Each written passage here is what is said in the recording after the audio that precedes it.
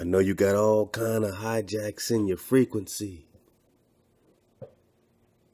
Everyone trying to pull on your energy. Pull on something they can't comprehend. Pull on something they don't quite understand.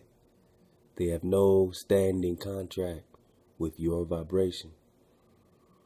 For it is foreign to some, and it is a homecoming to you. Drop Nation, I love you. Thank you for hanging in there. Thank you for being strong. Strong with each other, strong with yourself. I mean, strong in remembrance with Hawa, our existence. And yeah, yo, first of all, man, love to the sister Jazz, copper friendly. My sister Jazz is, one of those vibrations that, man, is truly, a conduit of energy, truly copper friendly, for real, for real. She dropped this link, and love to the sister that dropped this on her, she said, and they've been trying to find a PDF. I got my bros on it trying to find the PDF, so everyone's looking for the PDF. Man, ain't this something right here? Man, love to the sister Jazz.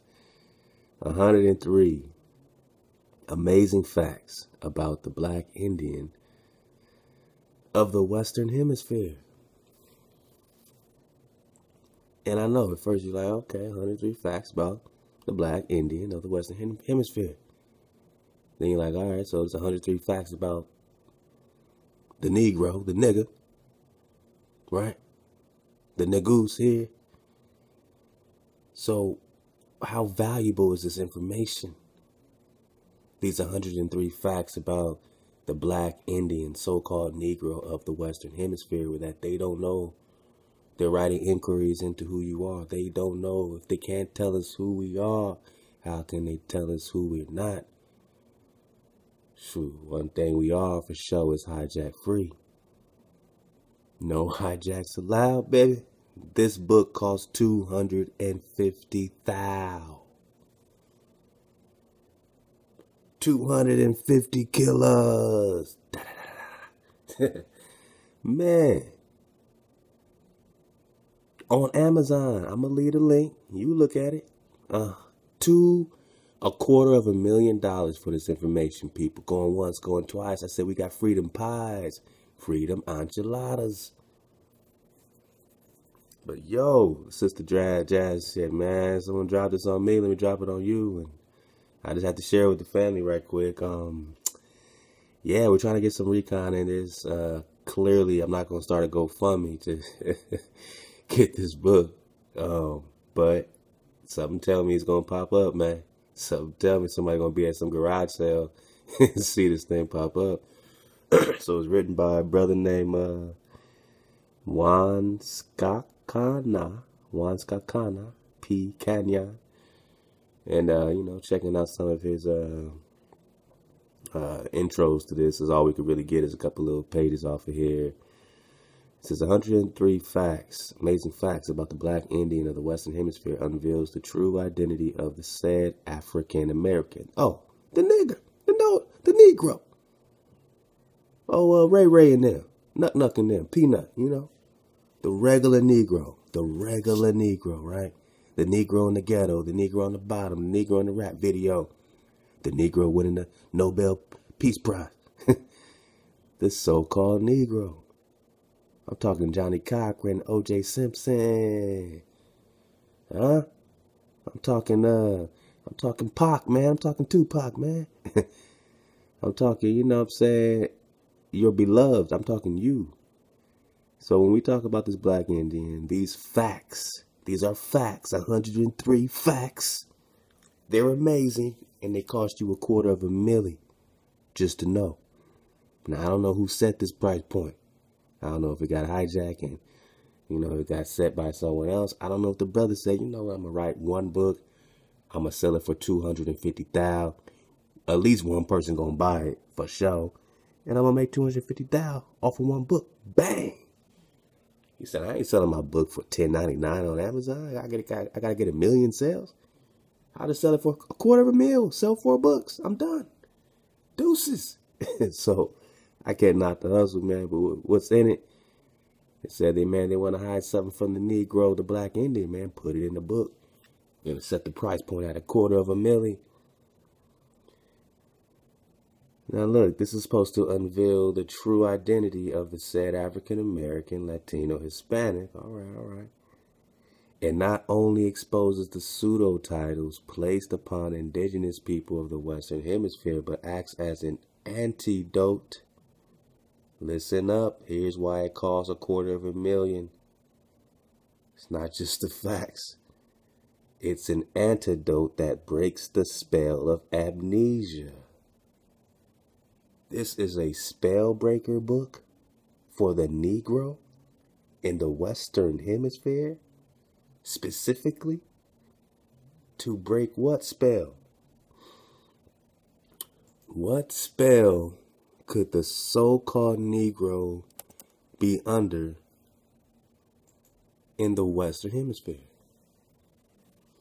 That's all just, if you're surfing the wave, you already know what this so-called Christ consciousness grid, this hijack grid, these pyramids, you already know, the fork language we're speaking and the vibration, and the spell, the English language and the cursive writing that we learned in school, and the AEIOU, love to the sister Yafa Bay, M.A. Truth. But what spell is this particular brother referring to that this particular book that costs $250,000 might be an antidote to deprogram you from what spell? Would it possibly be, according to this reality simulation made in Arizona, of your Pangea, your connection, when everything's connected? Oh, and Africa was connected with a continent and all this stuff. Some lands are not here. Some lands are under the water. Some lands are across the ice, right? But what spell? You got this already. This is South America. All right? You got this already. This is big old South America, according to this reality simulation. I know it looks like a game and play, but for some reason, we keep coming back to it with more substantiating facts. Now we got 103 facts, specifically to break the code, to break the spell. What spell? What, that the so-called Negro think he is from here when they found him here? All this Asia, North America, connect. Oh, it all connects, man,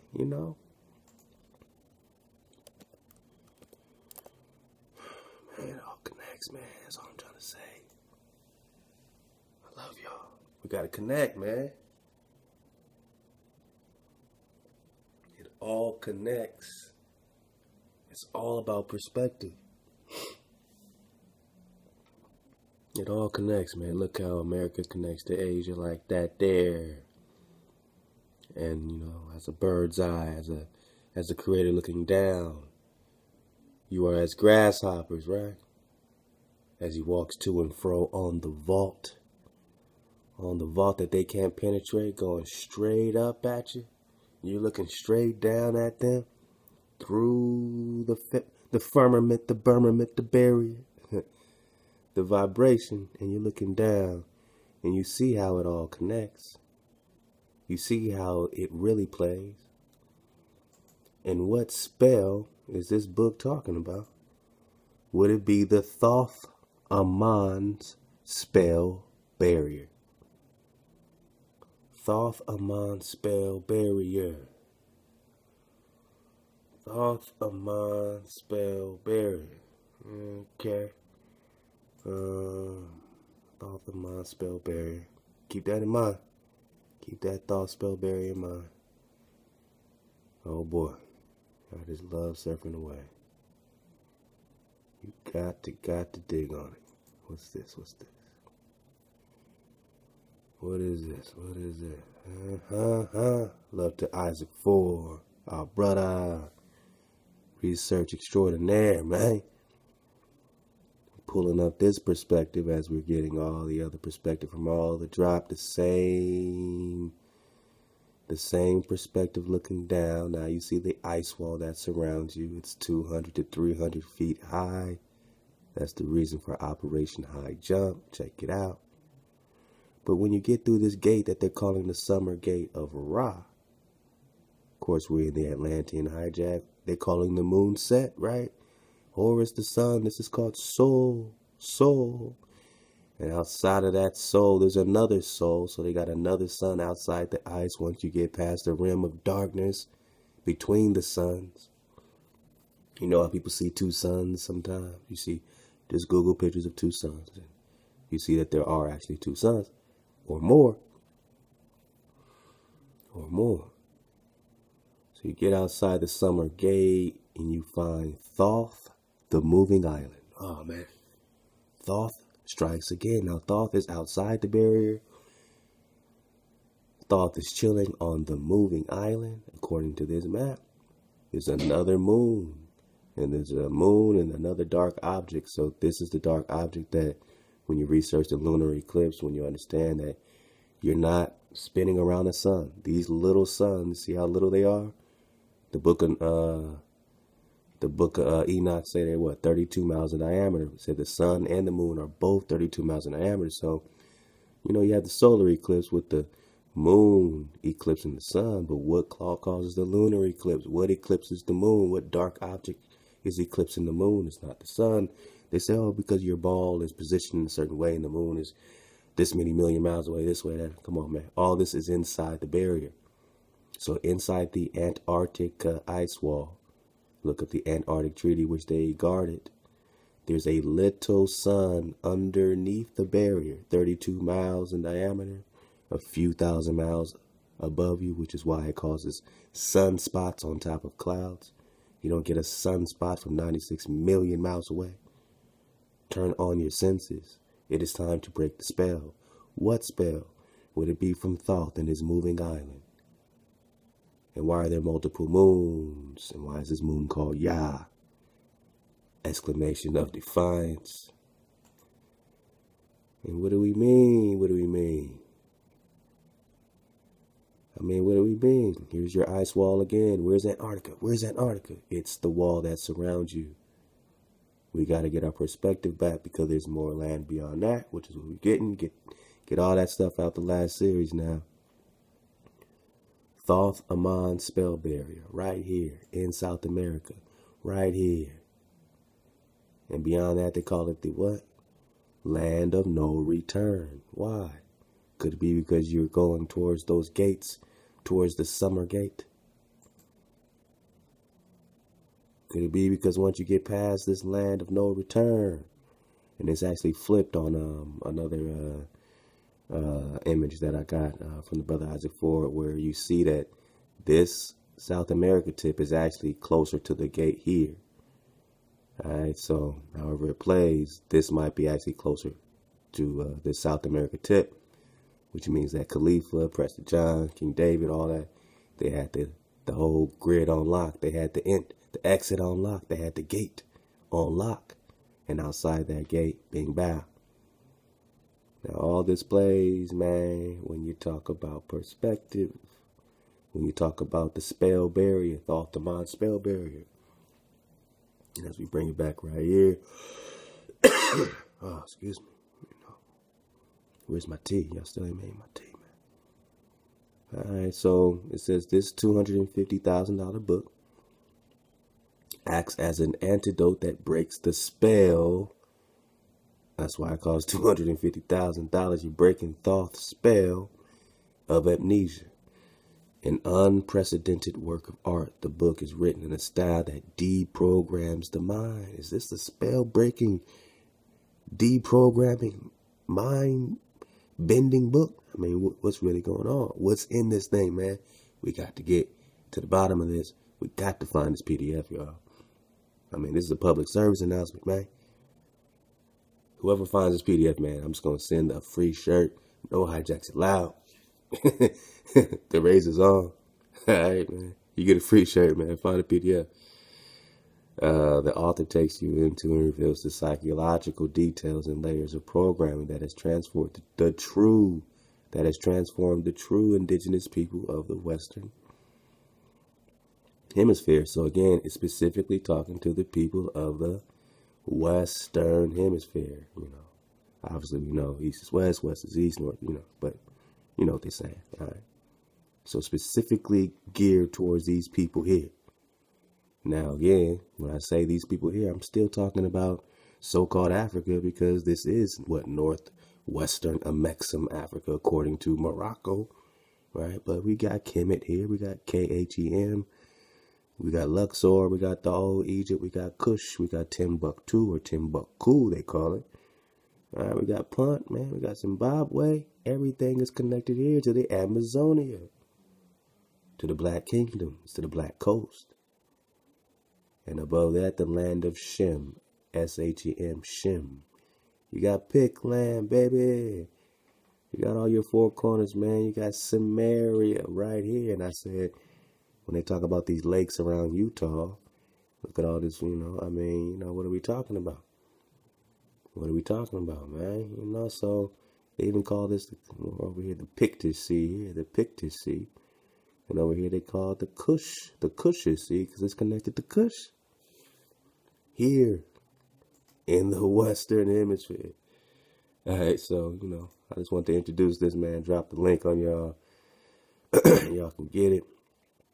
Let's see. I think I had here's the intro. Let's get some more of the intro. It says, this work has been written in a special way to psychologically, and let me see if I can get this bit. Here we go. All right. Psychologically and spiritually heal the mental and spiritual damages that have been done to the Black indigenous native of the Western Hemisphere. Wow, the so-called African or the American Indian. It is also designed to make the Black indigenous native of the Western Hemisphere aware of the psychological and spiritual damages that have been done. It is not for everyone.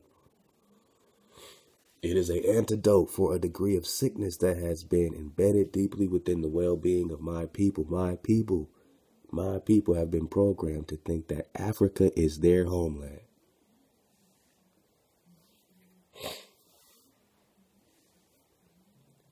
This book costs $250,000 for him to tell you the same thing we've been yelling at y'all.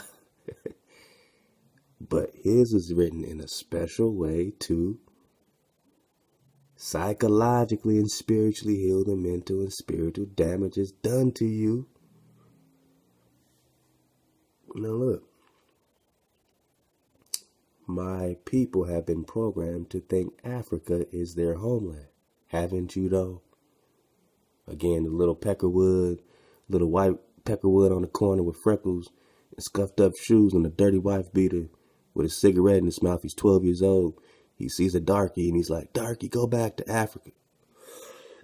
"Darky, take your ass back to Africa. Negro, take your ass to Africa." And your brother, your highest regarded brother in the so-called conscious community, but you don't know whose conscious you're swimming in. You're conscious, but you're not conscious of the wave you're swimming in, the water you're swimming in. Whose consciousness are you in if you're conscious? And when you realize there's only order, then you go with the flow. You don't resist order. What's the flow? The flow is that if the little peckerwood is yelling at you, go back to Africa, and your highly esteemed brother is saying, "Africa, Africa, Africa, we from Africa," how do they have the same program? How do they both know where you're from? How do they know where you're from? How do they both know where you're from when all of these books are saying we don't know where these people are from? They're definitely not like the people we just left. Or else they would have said, yeah, these are the same people. Nah, man, you're all Ethiopians to them. You're all Indians.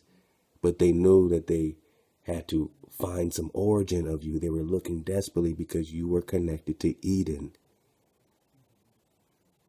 You are the people that they have been fathoming about and writing about and seeing all the tales and the legends.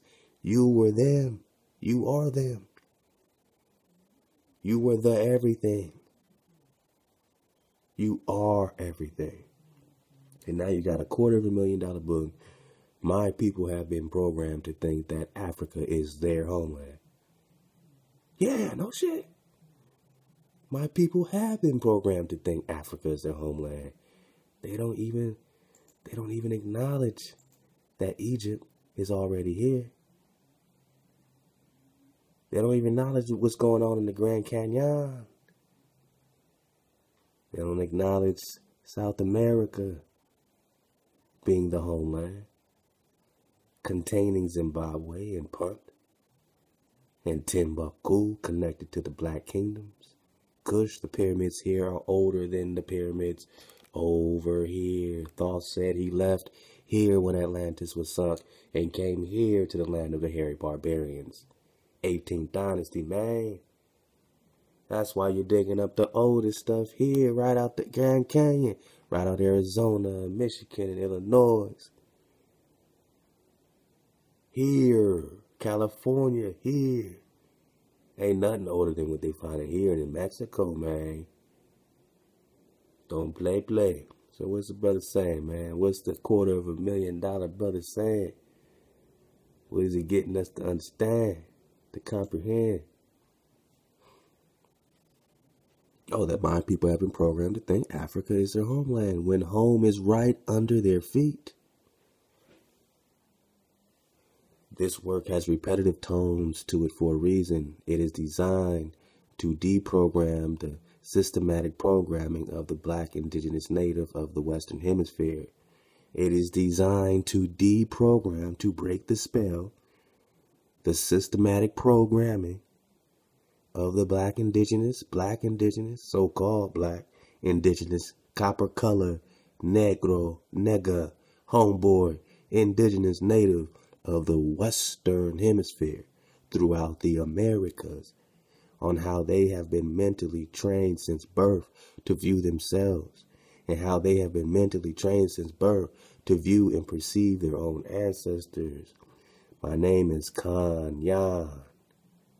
I was born and raised on the west side of Chicago. My father's side of my family comes from Coweta, Kusuta, Shawnee, and Tuscarora people. My mother's side of the family comes from Saligi, Choctaw, Chickasaw, Trula people, based upon the matriarchal society. So, all right, you already know where this is going. But let's keep surfing it, man, because I know there is, definite drive. But we have, we can start connecting these tribes and the Sauls, right? So we know when we go matriarchal, we already know where we're going. Society that was once honored by most of my people and still honored by some of us. I am Saligi. I come from a long line of women who trace their lineage through women. So they're not tracing it through the seed. They're tracing it through women. That's how certain tribes were rolling. Whatever the woman's clan is, so is the child. All right, just like the Jewish do it. But what's the drop? Keep going. However, the strongest spirit on me and the strongest ancestral spirits who walk with me is from my father's side. I am a red stick warrior who opposed European expansion into our ancestral lands. We opposed our own people who supported this European expansion. Our own people. All right. So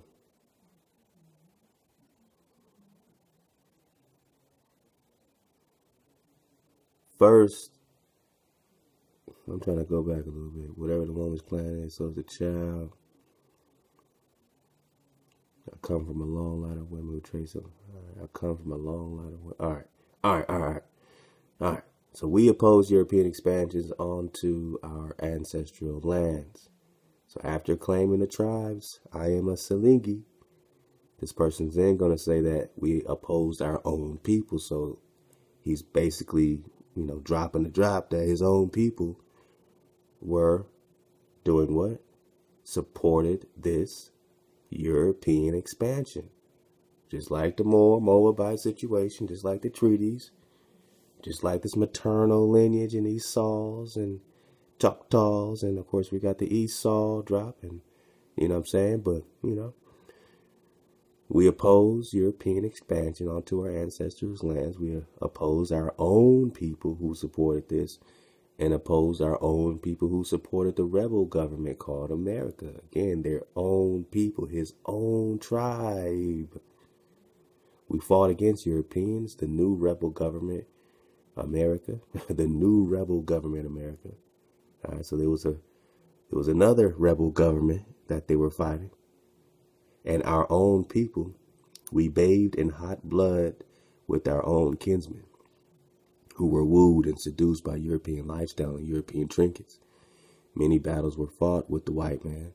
Many more were fought with our own people who became victims of the white man's spell. Spell, English, forked tongue, A-E-I-O-U, spell. 440 hertz, Thoth, spell. Spell. Thoth, Amon, spell, barrier, spell. All right, man, it's a couple more minutes, man, before we get into this drop. You know, this is just the intro, but you know, when it's good, it's good, man. I don't ever cut it short on the goods, man. I don't ever cut it short on the goods, man. All right. So many battles were fought with the white man, but many more were fought with our own people back then, who became victims of the white man's spell throughout different battles. Where there were 1,000 or more white people on the battlefield, there were triple the number of us in the ranks alongside of them, helping them with their European colonialism campaign. I'll bring that back. Because this $250,000 book, man, where is it? This $250,000 leather-bound book, $250K, brand new, right out the box, is absolutely walking side by side with all of our theories, but he's calling them 103 facts. We're being theoretical, just trying to, you know, ask some questions and, you know, pick some things apart, man. Once we get a foundation, we know we're not spinning on no ball. We know we're firm, fixed, and immovable. We know how our scriptures play in terms of the indigenous truth. So we rock with that. We rock with our frequency. We know we are the nines. 4 + 3 + 2 is 9. Oh, man. And then we can get this indigenous truth. So this one, you got to pay $250,000 for this indigenous truth. And what is it that throughout all these battles, man, with this so-called white man and the white man's spell, that's really only Thoth's spell, where there were 1,000 or more white people on the battlefield, there were triple the number of black people, so-called Negroes, copper-colored people next to them, right alongside them. They signed treaties of Tripoli, peace and friendship. These cons against those cons. These more against that more. Helping them with their European colonialism campaign for Morocco. They gave up the 13 colonies, man. As a child growing up during the 1970s, at the age of 5, my grandparents took me back to where they were born and raised, which is Mentor City in Money, Mississippi, in LeFlore County. They took me to the various burial grounds and showed me where my ancestors were resting. In my family, no known relatives still speak our native tongue. Oh, man, that's all we get, y'all. That's all we get, man. That's just the intro. We're just talking about this $250,000 book. All right? Written by Juan Stach-Kanan. Yo, love to the sister, no, man, you know, going blank. Y'all know what I'm talking about. Israel's Redemption. Love to my sister, Israel's Redemption, you know what I'm saying? So full of that drop. Get her book, man, you know what I'm saying? Keep, you know, getting those babies, you know what I'm saying? We have to, you know, put it all together. But this Kana, I'm sure she could break it down. I'm sure she could break down this whole name. Juan Stach-Kanan, you know, I'm sure she got it. So get that drop. But yeah, okay, let's go. Love to the sister Jazz for this tremendous drop. Heavyweight. Heavy work, my sister. Heavy work, man. All right, let's get some of this, man, from the bro. Actually, you know what? We're going to do a dismount on this. We're going to do a dismount because I would get too excited if I started off with it. We're going to get back in that mysterious cities of gold. This is part 3, Chronicle of Akakor. And yeah, man, you know, had to get that intro out because, you know, that is worthwhile. So I just want to get some drop on this mysterious city of gold. I went to my man Turtle Gang's page, but he took all of these down for some reason. So you already know how that goes. You know what I'm saying? So I had to find it on, you know, and I found another link. We'll see how long that one's up, man. But, you know, before we get started, first and foremost, it's fair use in your caboose bone, man. For fair use purposes such as criticism, comments, news report, and teaching, scholarship, and research, fair use is a permitted for copyright statute that might otherwise be infringing non-profit education, the personal use tips, the balance in favor of fair use. So whatever we show here is strictly for educational purposes and non-profit, and this is what we're doing. I don't even monetize YouTube, yo. So, you know, get off me, man. You know what I mean? So yeah, man. Mysterious Cities of Gold. This is it says Esteban, Son of the Child, is a French-Japanese animated series. So what you're watching is a French-Japanese series from 1982, co-produced by DIC Entertainment and Studio Peru. The series premiered in Japan on the NHK on 29th of June 1982 and ran weekly 39 episodes until its conclusion February 5th, 1983. Set in 1532, the city follows the adventures of a young Spanish boy named Esteban who joins a voyage to the New World in search of the lost cities of gold and his father. All right. Looking for that Akakor. We'll get some more out of that for the dismount as well. Out that great joint. Check out the drop. It's in the library. You can, you know what I mean, get the drop, man. Hold up. Let me get that out of there. So you get that drop, man. You know, always check out the latest drop before 3-2 the drop, you know. You already know that. Yeah. Love to the fan band, man. Uno hit me with some more PDFs, man. So this is about to grow some more. And we're going to keep it going, man. Love to everyone dropping this drop on us. The Chronicle of Akakor. So we might as well just pull that up now. Y'all go get it now, because we're about to get it. But first, we're going to get into this mysterious cities of gold. Get back in it. And, yeah, all right, yeah. So I know the other one was out of order anyway. And I don't care. I'm just surfing the wave, so we just get the drop. But now I guess we're in order now. So we didn't see this. We kind of went from episode 1 to 5 or something like that. So we're going to go back to episode 2 as they're leaving, you know, Spain, going to their conquest, to conquer. They say we're going to conquer this new world, which is you. They came all the way over here to conquer the new world, which is you. After this separated and Atlantis dropped, and they saw you here and said, oh, these are the people we've been hearing about and reading about and hearing all of our elders speaking about. This is where all the drop is. This is where the Fountain of Youth is. This is where the Garden of Eden is. This is where Jerusalem is. Jerusalem is. And what they calling it? Black Kingdoms. Man, I'm trying to tell you right quick like that. Let's just get this, man. So let's get some of this drop and I'll keep going, man. Love y'all. Let's go. Fair use, mofos. It is the 16th century. From all over Europe, great ships sail west to conquer the new world, the Americas. The men eager to seek their fortune, to find new adventures in new lands. They long to cross uncharted seas and discover unknown countries, to find secret gold on a mountain trail high in the Andes. They dream of following the path of high in the Andes. All right, so we got the South America, we got the Andes. All right, so you know the Andes got those super high mountains, and they're saying this gold is up there in these super high mountains at like 12,000, 13,000 feet or something. So they're looking for something, the city of gold that's at this super high altitude. You know what I mean?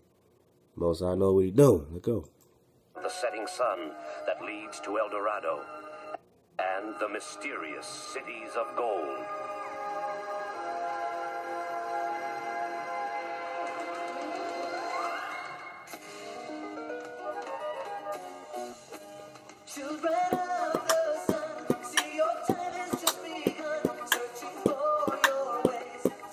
Come on, y'all want to beatbox to this, man?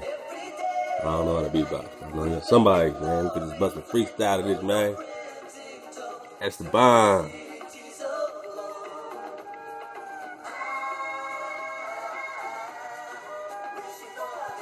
They got a lot of symbolisms all up in here. All kinds of symbolisms when you open your eyes to it.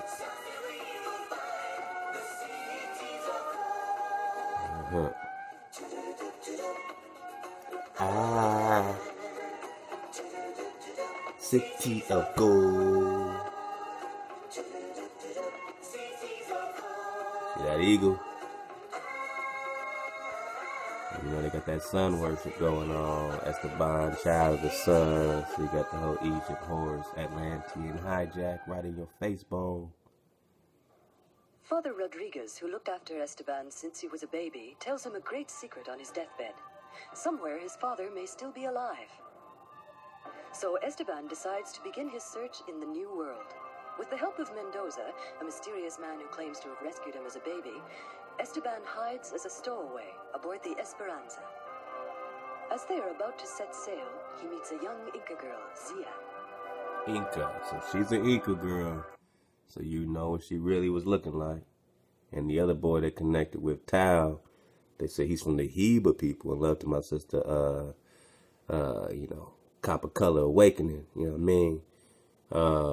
Yeah, because, you know, the Heba people, they said his whole family was wiped out. He's the last survivor.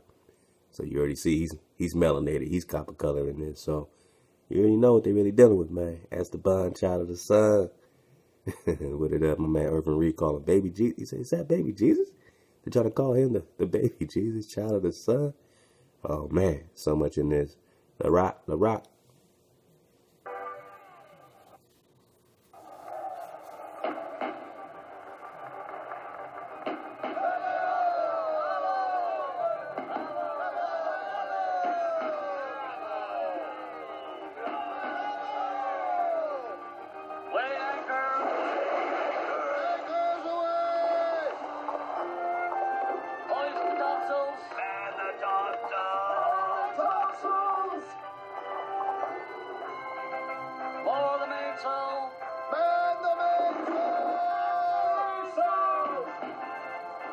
Here they come, Negro. They're coming to find you. It's the city festival today. Yes, I'd like to have stayed one more day.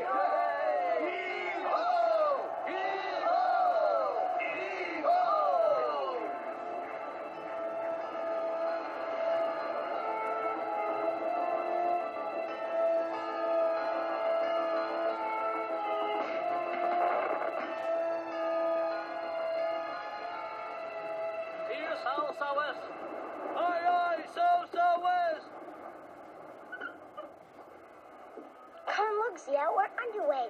The Esperanza's leaving Barcelona. Look, the cathedral's getting smaller and smaller.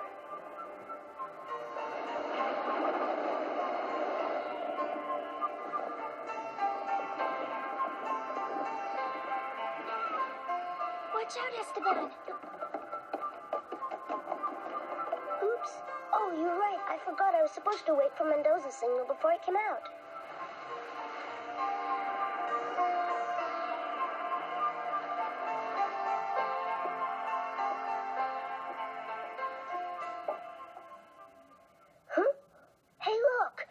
There's a hole in the side of the ship.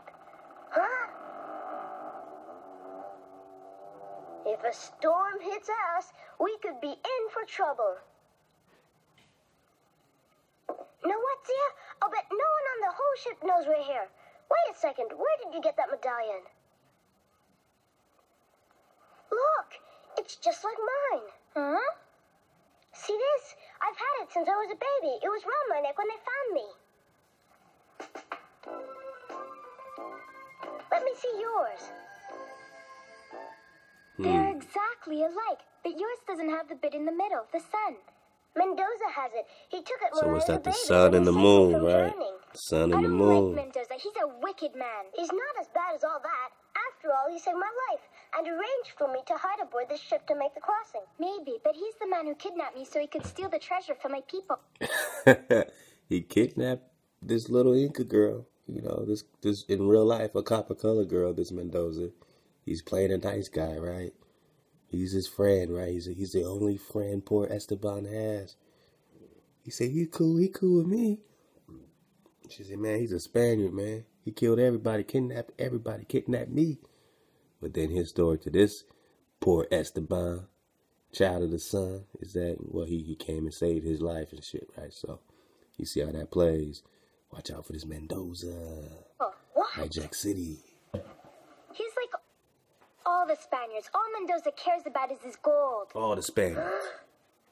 I didn't mean you when I said that.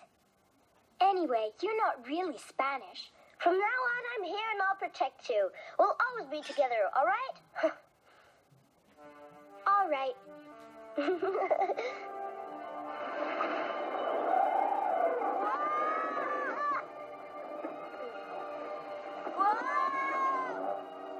Oh, what a bump!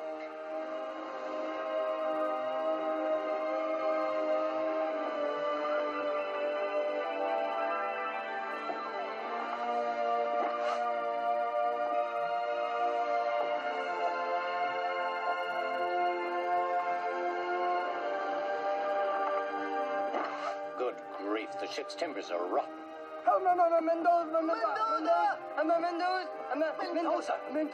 you never told us what you're going to do with Esteban, huh? Nothing. Nothing for the moment, but we must make sure that he is not discovered. It would only make trouble for us.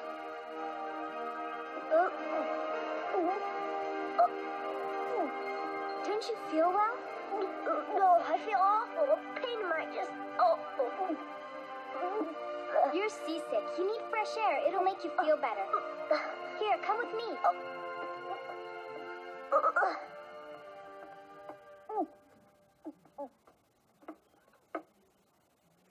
Oh!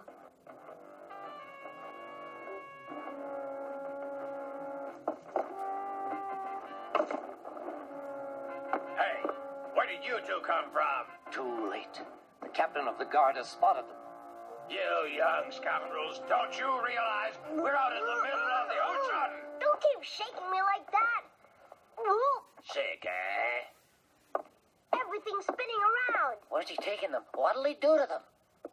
Knowing Captain Gaspar, he's quite capable of throwing them overboard. But then we would never find the cities of gold. These two children are the result of 10 long years of research.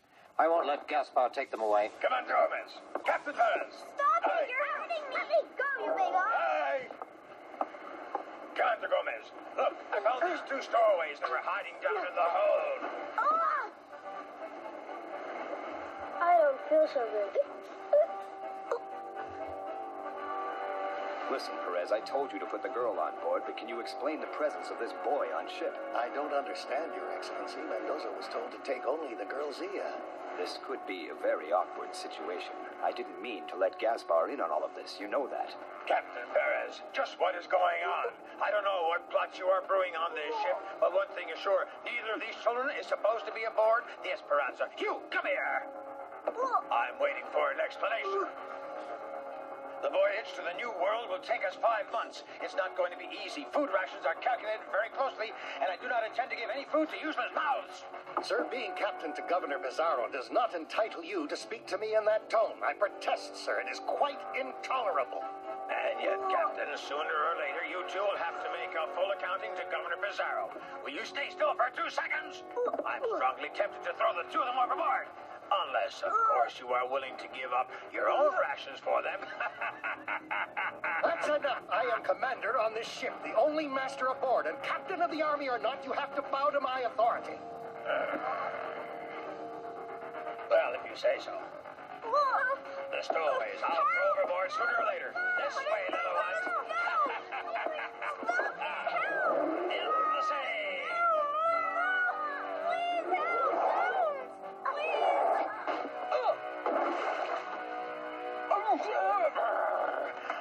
What is this? Who dares? I'll skin you alive! Captain Gaspar, these children are under my protection on board, and I request that in future you do them no harm. What's that? What's he going on about?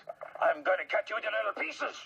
I am Mendoza, the fleet navigator, and I am the only man aboard who knows how to pilot the Esperanza through the dreaded straits across the south tip of the new continent. Well, now, that's splendid. Are you a sailor? You know the custom. It'll give me great pleasure to watch you toss these two into the drink. Otherwise... They are not stowaways. This young girl is known to Senor Gomez. Isn't that right? And to you too, Captain Perez. And this boy is Esteban, the boy who can command the sun. Everyone in Barcelona knows his great power, and you want to throw him overboard? Esteban. Huh? Very well, that's enough. Captain Gaspar, put up your sword. You heard him, Captain. His Excellency orders you to leave these children alone. Obey him. We'll meet again, Mendoza. One day I'll make you pay for this. Huh?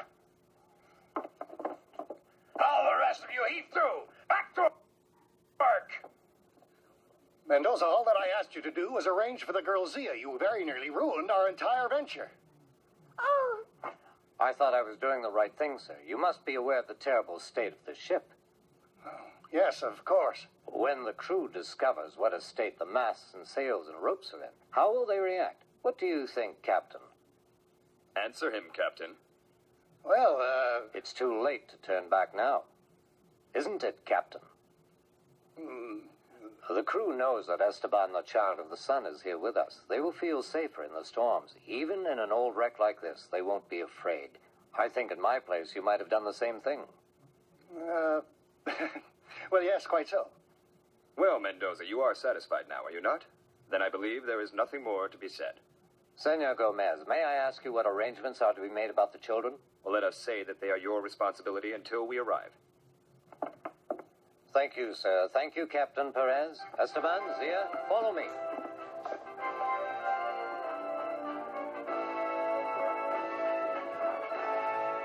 A clever fellow, your navigator, my dear Perez. He's a bit too clever for my liking. There is always the chance that once we're in sight of the city of Lima, he may have the bad luck to fall overboard. Yes.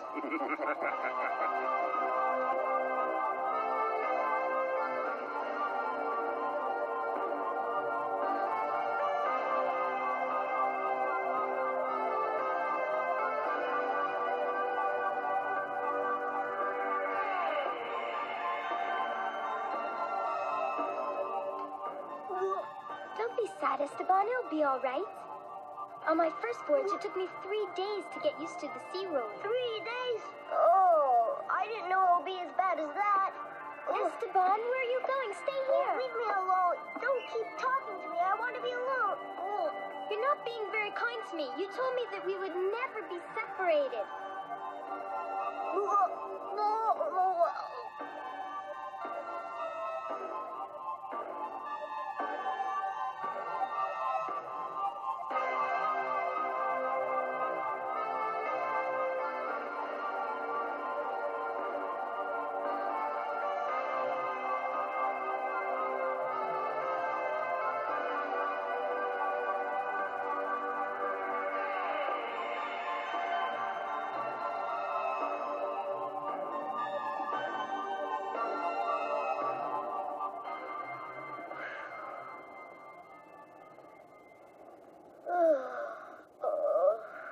Oh, that's better. If I'd known what traveling on a ship would be like, I'm not sure I would have come. Huh? Well, Captain Gaspar, now you know the reason why the governor ordered me to bring him the girl, Zia. Yes, the cities of gold. I've heard of them. But is there really a mountain of gold? You'll receive your share. But you must promise me not to harm those children. As for Mendoza, there will be time enough for you to take your revenge. Once we have arrived in Lima, we shall no longer require his services. Then you may dispose of Mendoza as you wish. Very well. I'll obey your orders, but it means that I must put up with him on board the ship for another 5 months. I cannot hide the fact, Excellency. That would be painful. Without Mendoza, Captain Perez would be quite unable to take the ship through the Straits of Magellan. So I must ask you, my dear Captain, to be patient. Your revenge will only be the sweeter. Oh, the monsters! I must go and warn Mendoza. So, they won't try anything as long as they need me to sail the ship through the straits. I I also heard that they're expecting Zia to show them the way to the mysterious cities of gold. I will never show them the way. I will never betray my people. Don't go too far away. Y'all just caught that, right? I mean, she just gave up the job that she knows the way. She just said, I won't show them the way. This is the Inca girl. I'll never betray my Inca people and show you the way to Akakor. Let go. Here you're safe.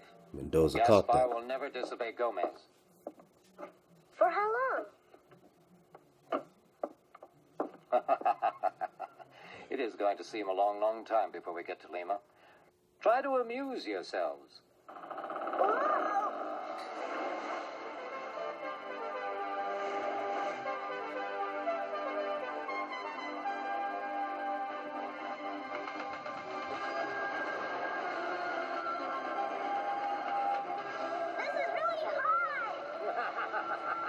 Esteban, child of the sun, is dizzy. Esteban!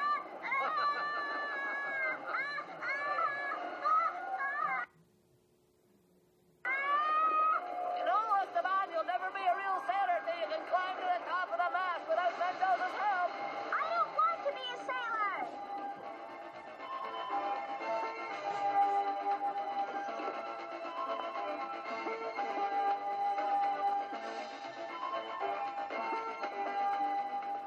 Wait there.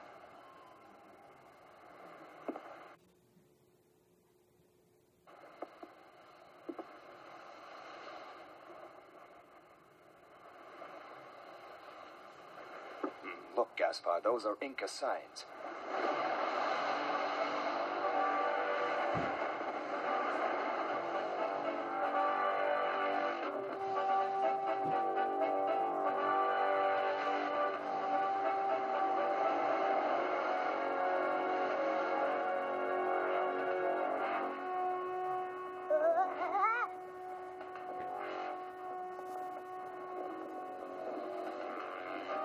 Esteban!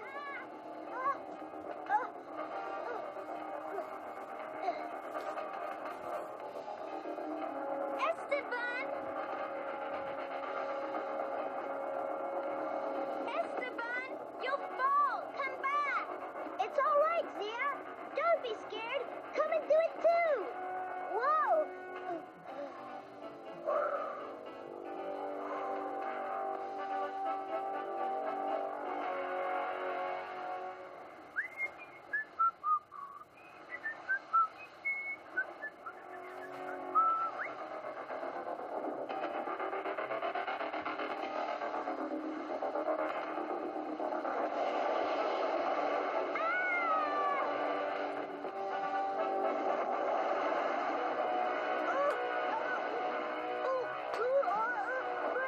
Where's Esteban? So many!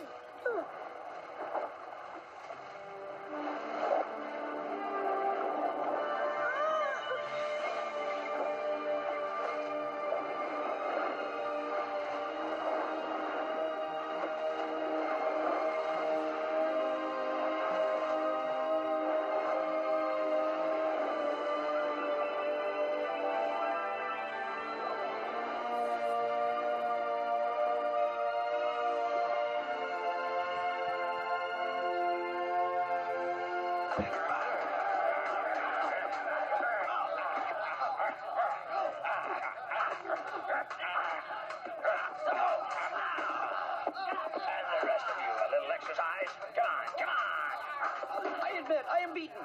Then the next gentleman, whose turn is it next? Then attack me all together.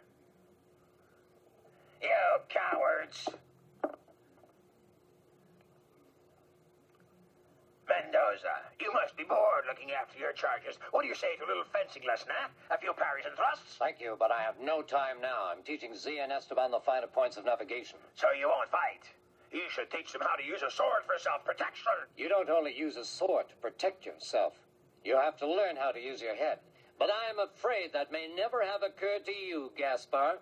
What's that? Come here and repeat that, you scurvy dog. Captain Gaspar.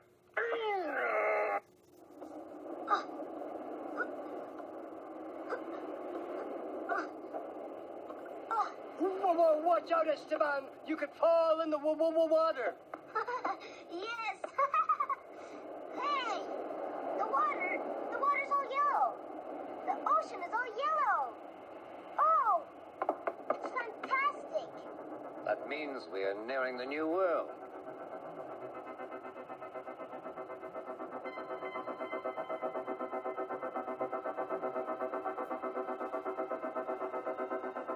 Oceans of gold. Yellow oceans. That means we are nearing the New World.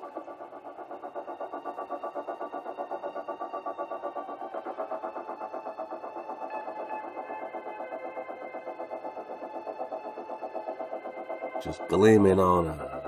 I mean, what's this? What's this? They coming into paradise. Stop. This is how they rode up on you, so-called Negro, with butterflies chirping off the water? Oh, you think it's play? You think someone just made this shit up, butterflies? All right, let me write this right here. Butterflies are going to chirp off the water at the 20-minute mark.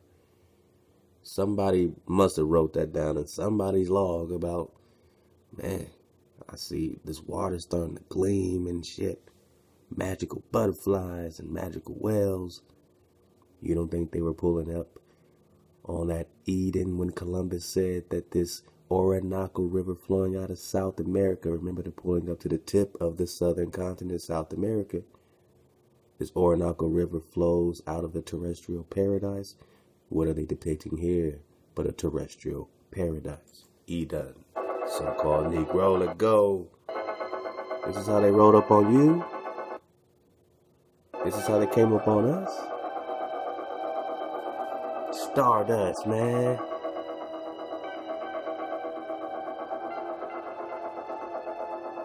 Is it a dream?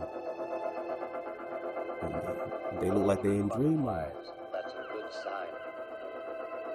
Now, remember when David Statter, you know what I'm saying, American Holocaust, man, we'll get back in that book, you know, say that these people, man, Cortez's people, they thought they were in a dream. He said he had to convince his people as they were walking up on Montezuma, walking up on the Aztecs, that he had to convince his army, his soldiers, that they were not dreaming. Now you see them in a dream state. They've been dreaming ever since they found you, man. Dreaming of what? Their own come up, not of you. You don't got nothing to do with it. They were dreaming of their own America. That's why they love Columbus Day. He brought them into a dream state from a black plague. Europe was dying. Europe was in a black plague. Europe was disease, and they brought those diseases to this paradise, looking for your gold, your inheritance. And who helped him? Oh, we got that drop from the $250,000 man. Who helped him? Your people. 3 times the army was your people. 3-1 they outnumbered the white man, your people. Now we get the drop, walking up on us in paradise.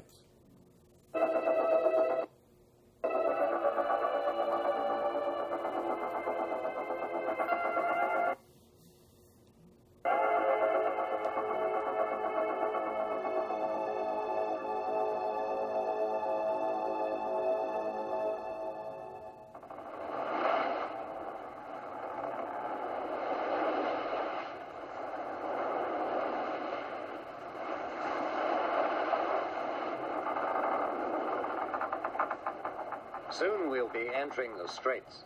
The Straits Magellan found? Yes. Tomorrow I will have to take the wheel and steer the ship for 4 days and nights on end. What? 4 days and nights at the wheel and no sleep? Yes, the Straits are full of dangers. The navigator has to stay alert all the time. Oh, can't someone else take your place? I don't want a quick death, at least not yet. Are the Straits really that dangerous? It is very dangerous. You see where they lie? The Great Atlantic and the Greater Pacific meet there. On this side of the Straits is the Atlantic, where we are. Okay. There is the Pacific. The depths of the two oceans are not the same. The water isn't the same height. It depends on the current. Sometimes the waves push towards the Atlantic, then they change and push towards the Pacific. And all the time, a strong wind blows from the north.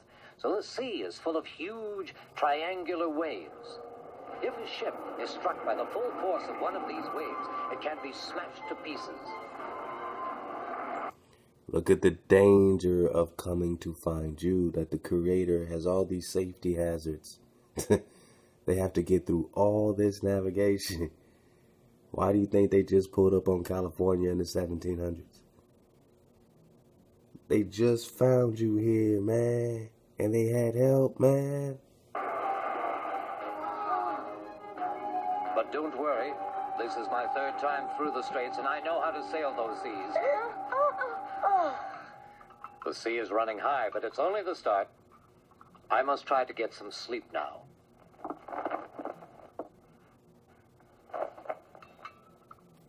He's gonna watch him sleep.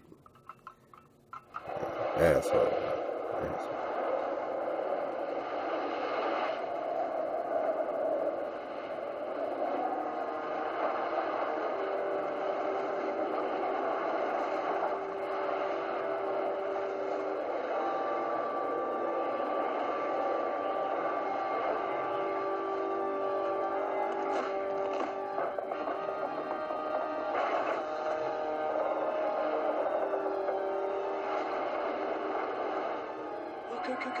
Captain, we're getting close to the straits. The winds and the currents are so strong, I can't hold the one wheel.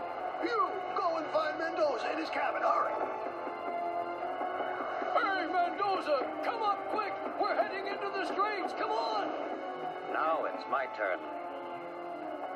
We'll go with you. No, this ship is going to bob around like a cork. Stay here. You'll be safer.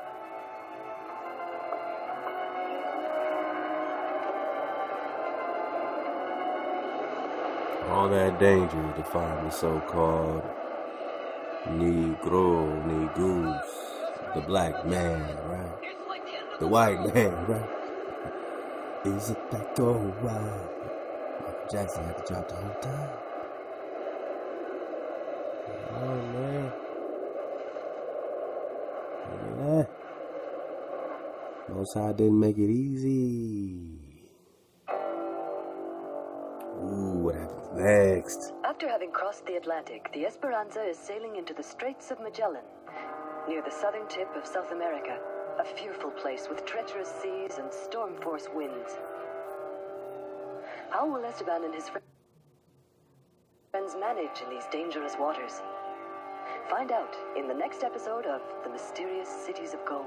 Cities of gold, cities of gold.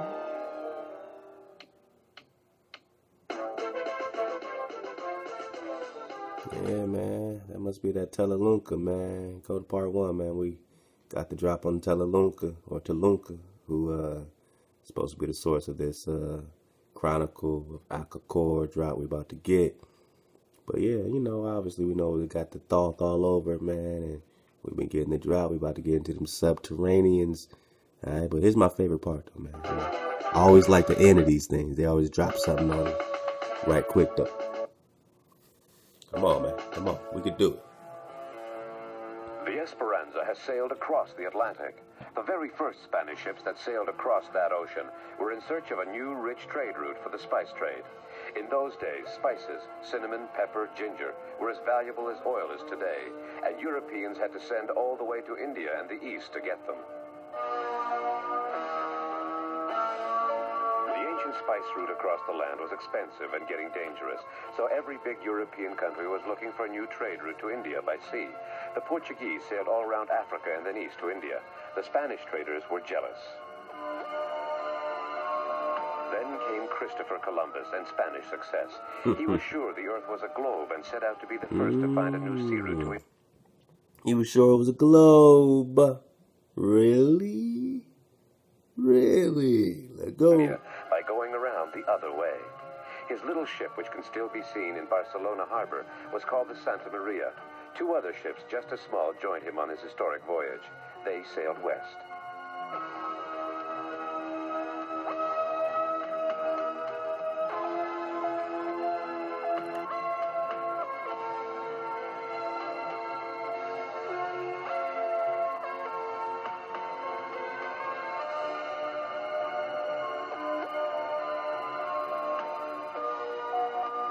was a gamble. They would either find the riches of the East or, like others before them, be lost at sea. 2.5 months later, they found land at last.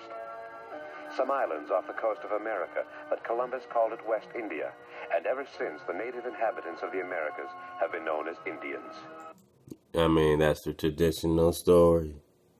But since we know that this is the third India, and we got the drop, you know what I mean, then they all called all these three Indias Indians if you were indigenous there, Indios, people of the Creator, Dios. Columbus always insisted he had discovered a new sea route to India, the rich land of spices, as he had hoped to do, and to him anything else would have spelled failure. Now it seems absurd that that historic meeting of Europeans and the vast new world of America was at the time only an accident, even a mistake, in a cutthroat trade war between the rich spice merchants of Spain and Portugal. Or they were looking for Prester John, both Spain and Portugal, is the drop. In search of King David. In search of you. Alright, man. Alright, man. Alright, man.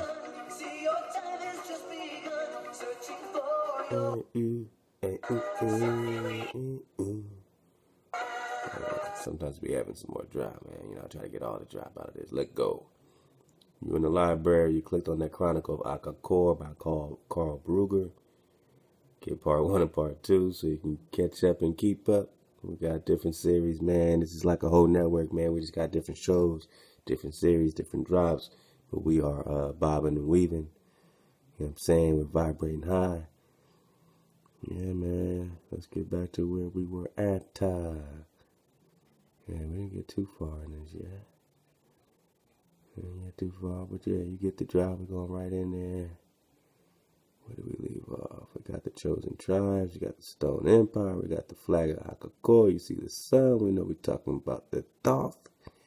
We got the subterranean dwellings. We're going to get it bigger. I know some of you are at work right now. I'm going to read to you, man. I'm going to talk on y'all. Because I know, man, y'all getting it, man, doing what you got to do. And keep supporting J. Stu and the crew, man, and everybody, man, as they regroup, man. I mean, they've been doing their thing, man, for so long, and it's just dope that they can, you know what I'm saying, now, you know, see a perspective of hitting that target, man. With everyone's help, we hit that target. We got the 20K raise. We got the land. We got the land title. We got the land deed. We got the 10 acres. You know what I'm saying? We high up in the mountain. It feels good. We got somewhere to continue to build our families, our generations. You know what I'm saying? All praise the Creator. You know what I'm saying? Let the water flow and let it be.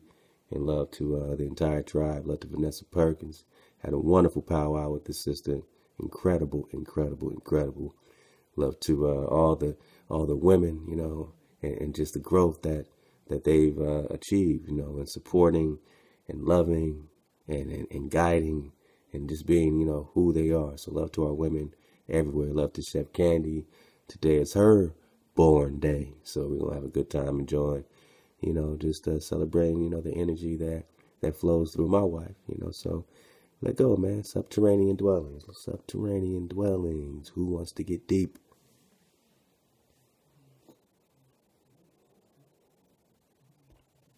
Who wants to get deep? I mean, should we flow? Who wants to flow with this? Who wants to flow just a little bit so we can make our dish smile in the library? I hope y'all digging on it. We'll keep building. I mean, you've seen it. You've seen how we did this year, man. So it's only been about a year, man. So we've had this website up since 2014. I mean, so we've only been on the YouTube, you know, for a little less than a year still. So, you know what I mean? This is what we've done so far. We tribed up, got the land, all that already. And now, you know, we're going to keep vibing with you, keep growing with you, playing the plane, man. In swag frequency, man. Let go. Let go. Yeah. All right. Let's get it. Oh, yeah, I got a good dismount for y'all, so let's go. Subterranean dwellings. Alright, so, you know, this definitely got the thought span. We definitely got a thought span, but let's keep going.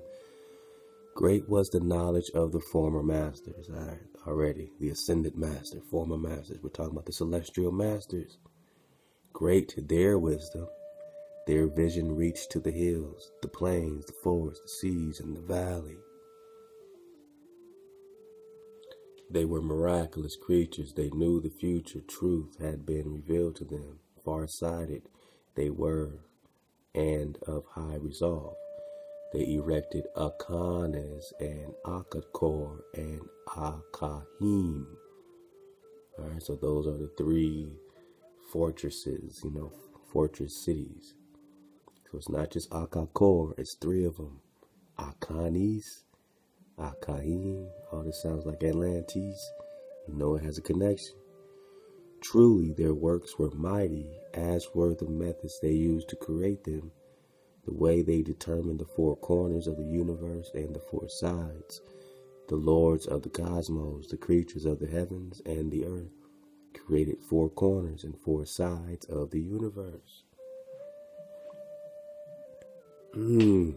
4 corners and 4 sides.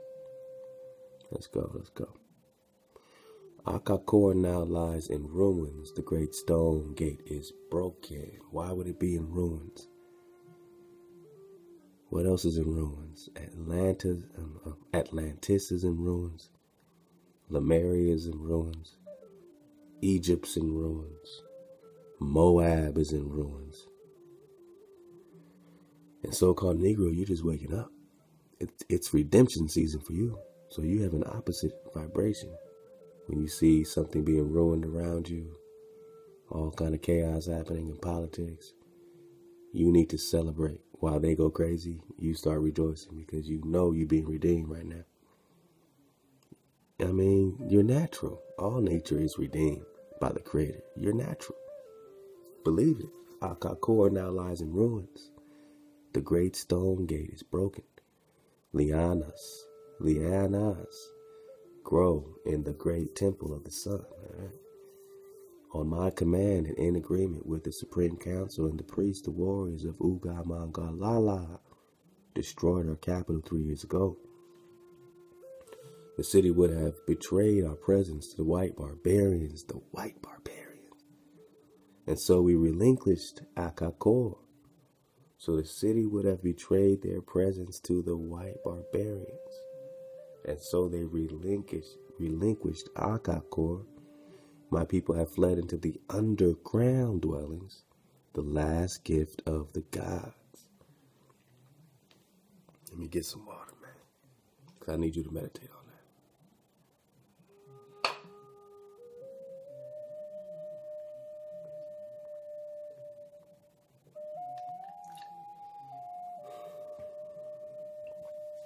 So their former masters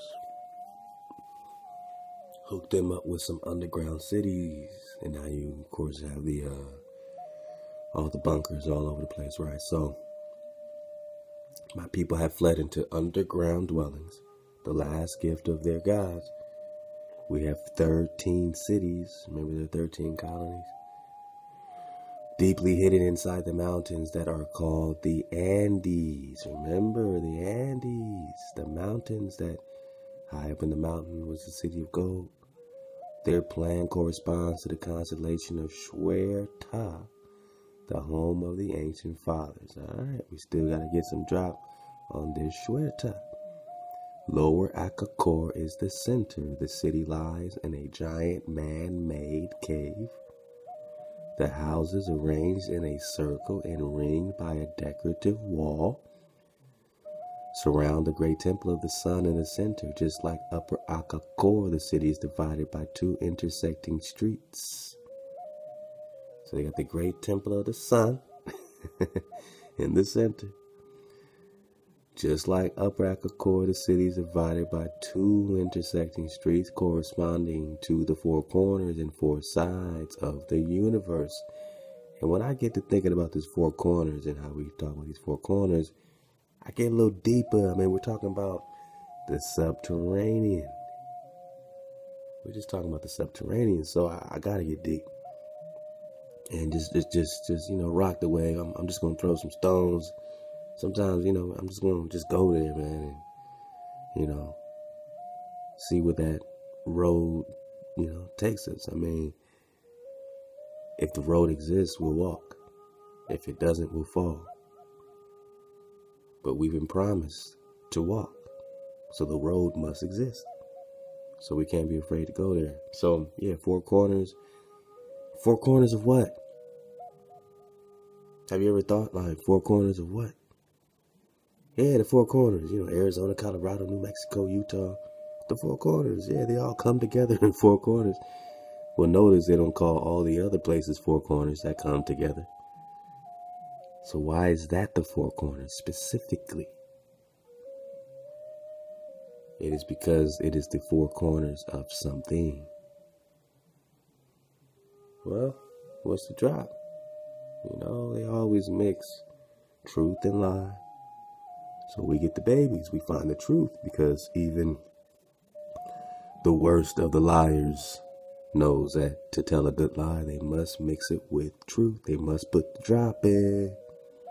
So we're getting the babies out. We're getting the drop. So what's the drop? What's the drop? What's the drop? So their houses are arranged in a circle, ringed by a decorative wall, surrounded the great temple of the sun in the center, just like Upper Akakor. Okay, so that's the one that's way up in the mountains that they're looking for. There's also a Lower Akakor in the cave. The city is divided by two intersecting streets, corresponding to the four corners. Four corners and four sides of the universe. So could those four corners be the four corners of what they're calling the universe? All roads run parallel to them. Remember, Cuzco, Peru Cuzco means navel, navel of the earth. What does a navel do? And why do the indigenous refer to it as the navel of the earth? What does a navel do? It's a birth canal. But they want your homeland to be so-called Africa, northeast Ame'rican. Well, why not northwest Ame'rican? This is Africa too, right, Morocco? That's why Egypt is here, because this is Africa. That's why Egypt is here, because this is Africa. Kemet, Luxor, Neptune, Sukhmet, Tai, haunted pyramids. The haunted pyramids, Kim, Kush. I mean, we're not going crazy by putting this stuff together, right? Four corners. All roads run parallel to them. The largest building is the great temple of the sun, which towers above the dwellings of the priests and their servants, the prince's palace, the lodgings of the warriors, and the modest houses of the people. In the interior of the temple are 12 entrances, 12, to the tunnels that link to Lower Akakor with other underground cities. Now, Thoth said he'd built the subterranean, the halls of Amenti. Is there a subterranean halls of Amenti here and a subterranean halls of Amenti there? They have I mean, you know, we're breaking the spell, right? I mean, the spell cost $250,000 to break in a leather-bound book. $250,000 to break this spell. What spell? Thoth Amon spell barrier. Thoth Amon spell barrier. Isn't there a tribe Amon? But let's go. I mean, if we're just saying that the interior of the temple are 12 entrances to the tunnels that link to Lower Akakor with other underground cities. They have sloping walls and a flat roof. The tunnels are large enough for 5 men to walk upright. Many days are needed to reach one of the other cities from Akakor. Here is a breakdown. Is it play? I think not. But of course, there's that spin. And when we're kids, you know, we're talking about the white barbarians. This stuff being hidden from the white barbarians. Now you got these Spaniards coming over. Cities of gold. Cities of gold. Those are the white barbarians, man. Here's your entrance. I mean, you know, you check it out. You pull it up. It looks pretty sincere to me. That's the ground plan of Lower Akakor. 1 is the temple, 2 palace, 3 priests, 4 armory, 5 people, 6 palace of the guards, 7 throne chamber, 8 connecting passages, and 9 gate of the gods. Oh, where's that? That's the 8. Those are the connecting passages right there. Oh, 9 is right here, the gate of the gods. Oh, is it play? 12 of the cities, Akakor, Budal, Kish, Kish, Kush, Boda, Gudi, Tanum, Sanga, Reno, Kaz, Aman, Tata, and Silkan are artificially lit. Don't you see the batteries and all the all the electricity, even on the walls of Kemet? Don't they show the Egyptians holding the batteries? And this is ancient technology, man. Ancient technology, man. The light changes in accordance with the sun. Only Mu, the 13th and smallest of the cities. So according to this, Mu was the 13th smallest of the cities. And these were the 12 cities that we just named, Akakor and all that. And then you have the Mu, the 13th. And love to my sister, Darlene Ray, man. Darlene Ray is dropping non-stop frequency bombs, man. So she dropped something on Mu. She dropped, some more on the cities of gold. Love to Darlene Ray. All my family. Only Mu, the 13th and smallest of the cities, has high shafts reaching the surface. An enormous silver mirror disperses sunlight over the whole city. All subterranean cities are crossed by canals carrying water from the mountains. Oh, the mountains got the water. Remember Mount Roraima, that they say is the source of the Amazon and the Orinoco River, which Columbus called, flowing out of the terrestrial paradise. Small tributaries supply individual buildings and houses. The entrances on the surface are carefully camouflaged. In emergencies, the subterranean dwellings can be sealed off from the exterior world by large mobile rock gates. Nothing is known to us about the construction of Lower Akakor. Its history is lost in the darkness of the most remote past. Even the German soldiers who settled with my people were not able to unveil this mystery. For years they measured the subterranean installations of the gods, explored the tunnel system in search for the origin of the air for breathing, but without success. Our former masters constructed the underground dwellings according to their own plans and laws that remain unknown to us. From here they ruled over their vast empire, an empire of 362 million people.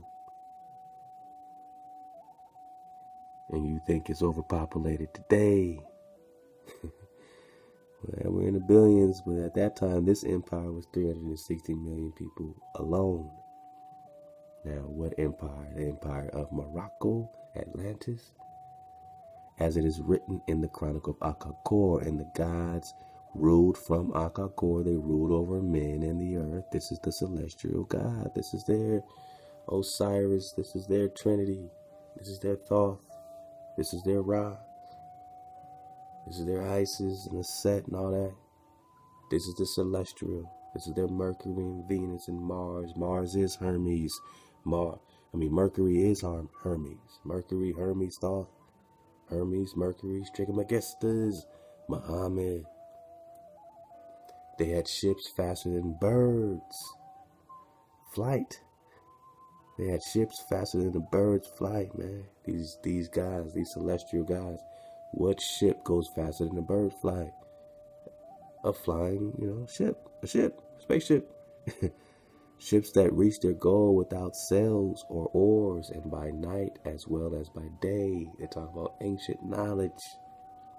They had magic stones to look into the distance so that they could see cities, rivers, hills, and lakes. Sounds like magnifying glasses and components, like scopes in the beam, the sniper. So they had all that dropped there. They called it magic stones. Whatever happened on earth or in the sky was reflected in these stones. Wow. But the underground dwellings were the most wonderful of all, and all gods gave them to their chosen servants as their last gift. Take my underground city. Is that where the elites are running to? Is that where they feel that they can have some type of safety? But doesn't the Most High say, man, high and low, I'm going to pluck you out? But I guess they have to try. For the former, all right, what's this? Hold on. This is the ground plan. It's another ground plan here, man. Y'all check out these ground plans, all right? For thousands of years, the subterranean dwellings have protected the Uga Mangulala from their enemies and withstood two catastrophes. Who's sending the... Is it a catastrophe or is it an attack from the Creator? That's how you got to start breaking it down. These are not just oops, catastrophe, oops, Atlantis sunk. Clearly it was out of order, so these catastrophes were direct attacks from Hawaii. The attacks. All right, so right when I said attacks, next line says the attacks. All right, so praise the Creator, man. We're surfing away.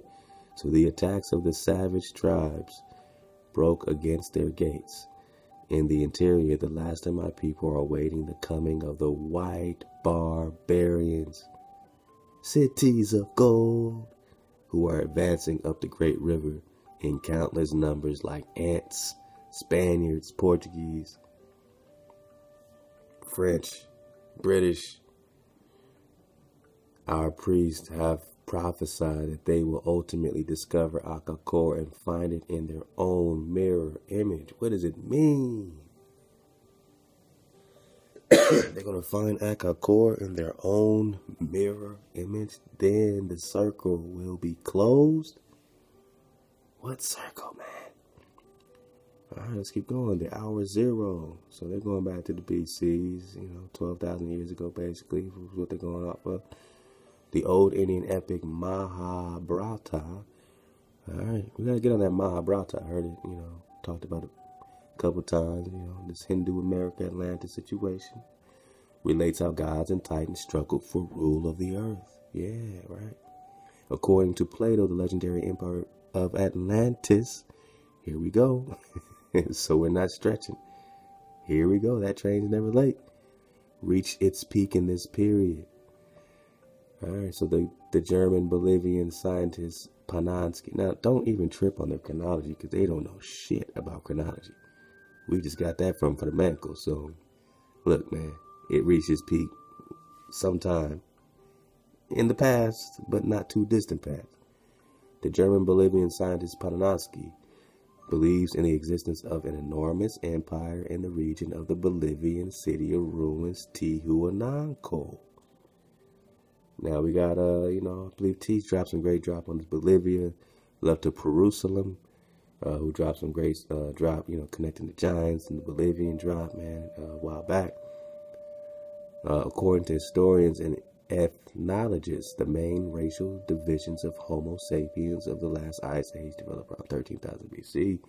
Mongoloids in Asia, Negroids in Africa. All right, so they're going off the steady science drop. But let's keep going. The main settlements of the European continent are in the coastal regions. Archaeological findings in the Altamira and Amazonia confirm the existence of humans on the South American continent for the first time. The departure of the former masters, the history of my people written down in the Chronicle of Akakor, draws to its close. The priests say that the time will soon run out. We have only a few more months left, then the destiny of Uga Mangala will be fulfilled. And when I see the despair and the misery of my people, I cannot help but believe in these prophecies. The white barbarians are penetrating even deeper into our territory. They come from the east and from the west like fire and a strong wind. And they spread a cloak of darkness over the city to gain possession of it. But if the white barbarians would only think, they would realize we cannot take anything that does not belong to us. Then they would understand that the gods gave all of us a great mansion to share and enjoy. The Creator gave his lots. Now they're making up their own lot, their great mansions. But the white barbarians want to have everything for themselves alone. Their hearts are not moved even when they perform the most terrible acts. Therefore, we Indians can do nothing but withdraw and hope that our former masters may return. And as it is written in the Chronicle, in good words, in the clear script, listen up. This is what's written to them by their former masters. On the day the gods left the earth, they called for Ma. They left their bequest with their most trusted servant, Ina. We are going home. We have taught you wisdom and have given you good counsel. We return to our own kind, We are going home. Our work is done. Our days are completed. Keep us in your memory and do not forget us. And again, when they say they're returning to their home,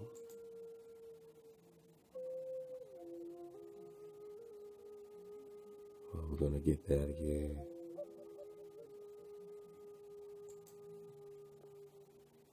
Here we go.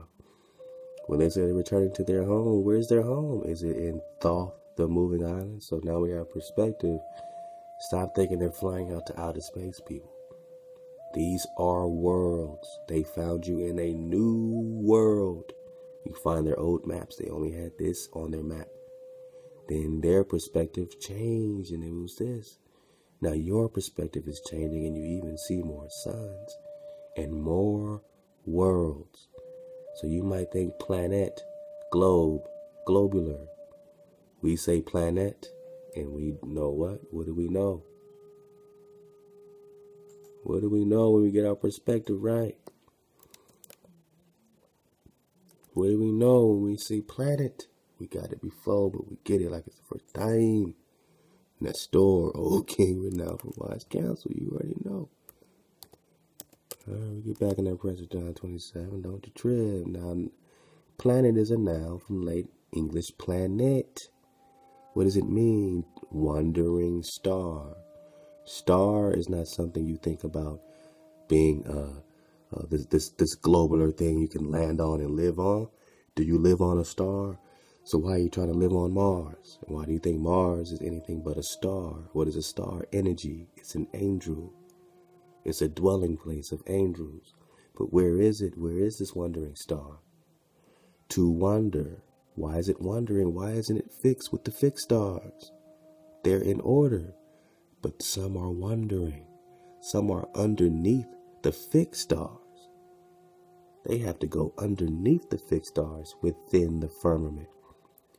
Oh, here's the drop. Planet. From Old English, wandering stars. Planet means flat, to spread. This is etymology, my people. For what it's worth. Flat, planet, comes from what? Plane. What is a plane? A flat plane. You put a T at the end of it. Now you think you're on a globe? They put the T and they gave you confusion. They put the T and they made it their own cross, but the cross is only a T. Flat, to spread. Spread out. Plane. What else? What else? To make devious. Oh. So when they put that T and they say it's not a planet, now you're on a spinning ball, they were making devious. To make devious, to repel, to dissuade from the right path. Bewilder. See plague. See plague of Egypt, plague of Atlantis. Catastrophes. Planet, to make devious. But the real drop is flat. So when you look at it in terms of habitation, it's flat. When you look at it in terms of what they're trying to create, it is dissuading and devious and repelling from the right path. It's dissuading you from the right path. This Mars energy, Mercury, Thoth energy is dissuading you from the right path, bewildering you. It says, but it's hard to think of a formal connection so-called because they have apparent motion, apparently, but not actually. It didn't say they have motion. It says they have apparent motion. There is no motion. Not the motion of spinning around the sun thing. No, the sun is small, right? Where's my sun?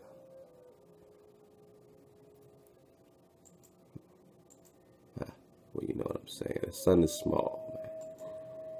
You know the little ball they have going like this around you? The sun is small inside of the firmament. It's within the firmament. It's within the firmament. And you know what's on the outside of it? So this planet means plane, means flat, to spread out, to make devious, repel, dissuade from the right path, bewilder. That's why you think you're spinning on a ball in a bunch of planets. You're just bewildered. And they have apparent motion, unlike the fixed stars. Again, you're firm fixing to move. And these things have a circuit around you. You're not going around it. You're firm, you're fixed, you're immovable, and they have a circuit around you, which means you are the center of attention. You are the center of it all. It all revolves around you, my so-called Negro, the copper color race found here in the Western continent, the black kingdoms, told they came from one place. Now all the Negroes of the world think they came from one place. So what happens to all your land, so-called Negro? You're all looking for it in Africa, but Africa ain't checking for you, is it? Is Africa checking for you? Are they asking for reparations from all the millions, cajillions of niggas that were killed and sold like chattel? Is any clan here asking for reparations for they people that died? Where's the slave ships? There should be billions of slave ships all around here for all these niggas that's over here in the Western continent right now. Unless they found you here and put you in captivity on your own land. And it shouldn't cost you $250,000 to figure that shit out. To break the spell of Thoth. But let's get the rest of this and get our dismount on, man. Love to drive the nation. We know where we're going. So these particular ascended masters are saying, it says, all right, we're going home. Our work is done. Again, where's their home? Is it outside the ice ring in Thoth, moving island? Our work is done. So they bounce on these people. Our days are complete. They bounce on their people. They gave them some underground bunkers and said, peace. Keep us in your memory and do not forget us, for we are brothers of the same blood. Remember, they mixed in. This is the hijack. And have the same father. Thoth in them. The dweller in them. We shall come back when you are threatened. But now, so they're making empty promises. All right, so so does your Isus make empty promises? I'll be back in 2,000 years to help you, man. But your real Joshua was slicing and dicing Canaanites, getting them off your land. Slicing and dicing giants, getting them off your land. Bringing you into a promised land, but you don't see that as your Messiah. The real Joshua, Yeshua, Joshua, son of Nun. But now take the chosen tribes, lead them into the underground dwellings, underground, to protect them from the coming catastrophe, from the Creator. Those were their words. This is how they spoke when they said farewell. They said peace. And Enoch saw how their ships took them to the skies with fire. They took off in the sky with fire and thunder. They disappeared over the mountains of Akakor, and only Enoch saw their departure, but the gods left behind their knowledge and wisdom. They were venerated as holy. They were assigned to the ancient fathers, and Enoch summoned the elders of the people to a council, and he told them about the God's last instruction, and he ordered a new reckoning of time to commemorate the departure of the former masters. A new reckoning of time. They changed times and laws to commemorate the departure of their former masters. This is a written history of the chosen servants, the Chronicle of Akakor. In the hour 0, 10,481 BC, according to the calendar of the white barbarian, the gods left the earth. They gave the signs for a new chapter in the history of my people. But at the time, not even Ma, their most trusted servant and the first prince of the Uga Mangugala, was aware of the terrible coming events. The chosen people were distressed about the departure of the former masters and overwhelmed by discouragement. Only the image of the gods remained in the hearts of the chosen servants.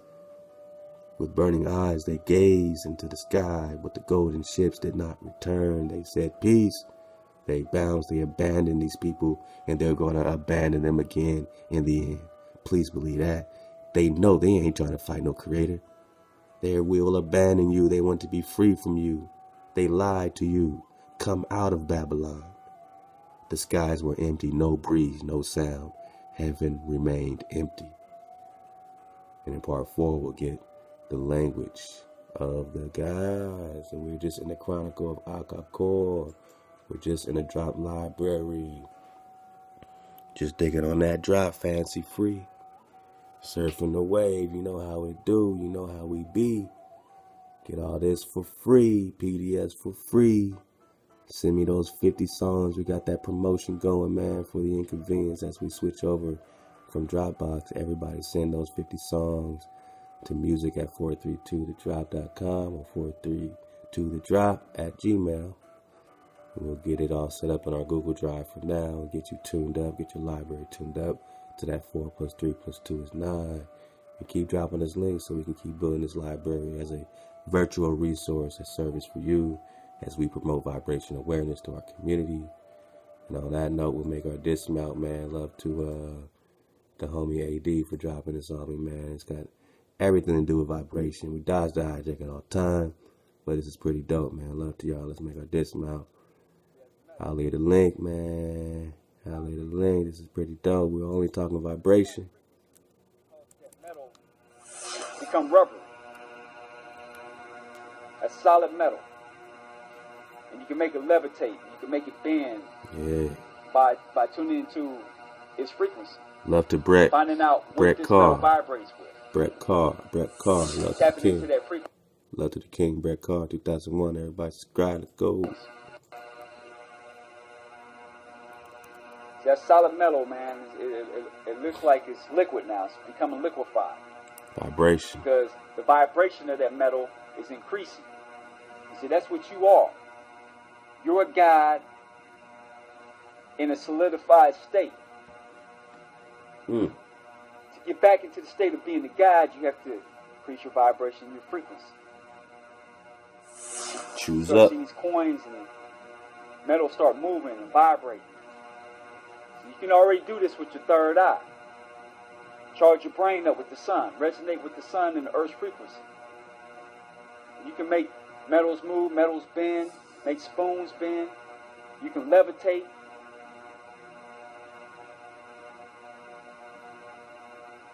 It's all about the frequency.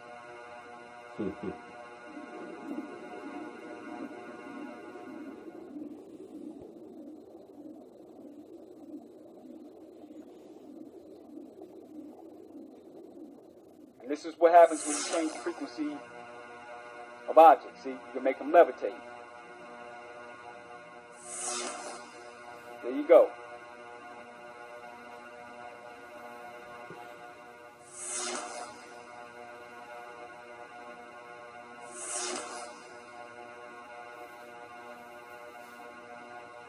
All you gotta do is get in the frequency of any of this.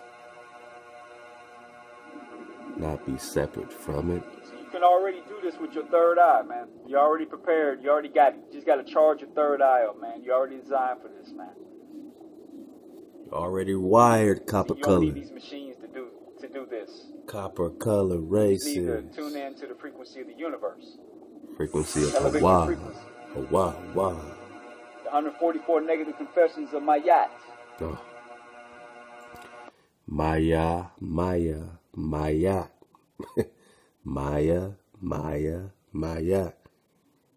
Ah, man. They learned so much from these travelers here. They learned so much from Abraham. They learned so much drop from your people. And when you talk frequency, you're talking about your people. Now, how did the hijack it? How did they start creating synthetic Merkabas? How did they start ripping open dimensional tears and letting in lower vibrations? And why are you haunted by lower vibrations? Well, you didn't make a deal with them. They did. They got to deal with these lower vibrations. You can levitate above it. It was all designed to keep you vibrating at a certain at the proper frequency. You gotta watch what you eat. You gotta get off these genetically modified foods. Kings. Because that lowers your frequency. You want to get on natural foods. Drink distilled water. Electrify your water. Get a jar of water. Set it in the sun. Let the sun magnetize it. Let it electrify you. Drink that water. It magnetizes you. Increases your frequency. Get you to vibrate with this universe. Real spill. See, if you charge your frequency, you can override that CERN particle accelerator. You can override HARP. HARP is sending negative thoughts in your mind so you can vibrate at a low frequency. There you go. You got to ask yourself, the people that built HARP, the people that run the financial system, who controls them? Who controls the people that control the World Bank? See? And we're going to get into that. And we're going to continue. Before we spotlight these beasts that are operating through these. Now check this out. They're going to show this African shaman performing levitation. Now this is ancient knowledge. This is basics. Basic mathematics. But check this out, man. The brother's about to lift in the air. Like he just don't care. Quote unquote. These bullshit ass elites that run the fucking World Bank and all that bullshit. Before we get into these beasts that operate through them, we're going to get into more frequency. And once you master your frequency, this ought to give you a taste of what you can do. This is what our ancestors used to do right now. There are other paranormal phenomena which are even documented in the Bible, which defy the forces of gravity.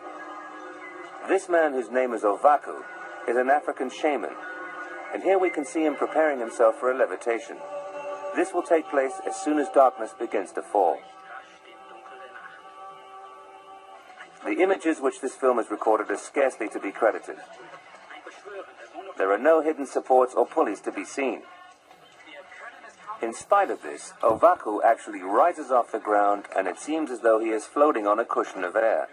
The German commentator cannot believe his eyes.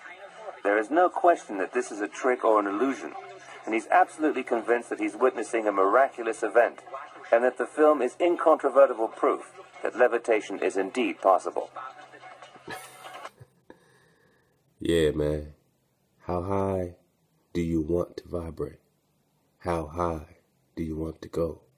When we say stay up, suit up, and choose up, we mean stay up and vibrate above it. And physically vibrate. Physically lift off the ground. A second cameraman can now be seen hurrying to the side so that he can get close-up pictures of the fascinating event. Could it be that there are in fact invisible fields of force which this shaman is able to take advantage of? The shaman's breathing has become unusually fast, and his face is contorted with the effort of the undertaking. Could the technique which we are witnessing here be the very same technique which is said to be practiced in India and in Tibet? India.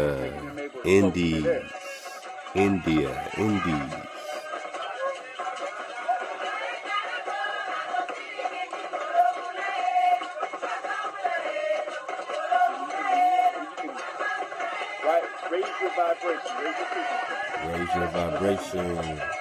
Raise your frequency.